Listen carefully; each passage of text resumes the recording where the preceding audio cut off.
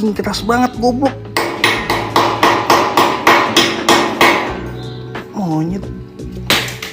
Apa yang akan dilakukan ketika seseorang membeli sesuatu tapi tidak sesuai dengan ekspektasi? Hal ini yang dialami oleh seorang warganet ketika membeli ayam goreng tepung.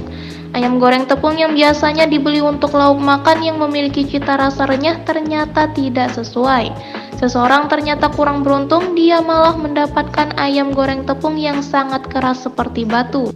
Lantaran mendapatkan ayam goreng tepung yang sangat keras, orang tersebut membagikannya dalam sebuah video yang diunggah di akun TikTok @ejarot.